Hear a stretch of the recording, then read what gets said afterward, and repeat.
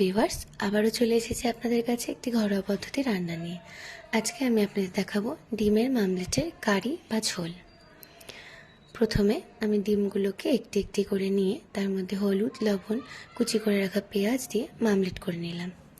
মামলেট করা হয়ে গেলে আমরা একটি মিক্সার গ্রাইন্ডারের মধ্যে পেঁয়াজ, আদা, রসুন, জিরে গুঁড়ো, ধনে গুঁড়ো দিয়ে একটি পেস্ট তৈরি করে নিলাম এবং কিছু পেঁয়াজ ঝিরি করে কেটে রাখলাম এবং আলুও কেটে নিলাম। আলুগুলো কিভাবে কেটেছি আপনার ভিডিওতে দেখতে পারবেন।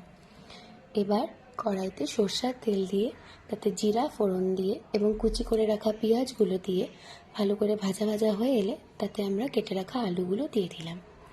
এরপর আলুর মধ্যে হলুদ, লবণ দিয়ে ভালো করে ভাজা করে নিয়ে মিক্সার গ্রাইন্ডারে যে পেস্টটি করে রেখেছিলাম পেঁয়াজ, আদা, রসুন, টমেটো, জিরে গুঁড়ো, ধনে গুঁড়ো সেটি দিয়ে দিলাম এবং তাতে কাশ্মীরি লাল লঙ্কার গুঁড়ো দিয়ে ভালো করে নাড়াচাড়া করে ভাজা ভাজা করে নিলাম।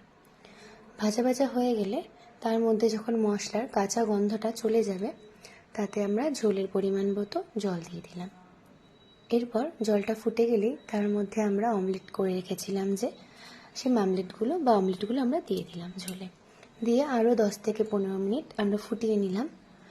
এরপর তাতে গরম মশলা ছড়িয়ে দিলে আপনাদের তৈরি ডিমের মামলেটের কারি বা ঝোল।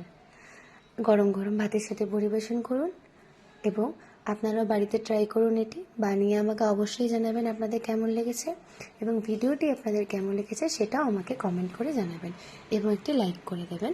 নমস্কার।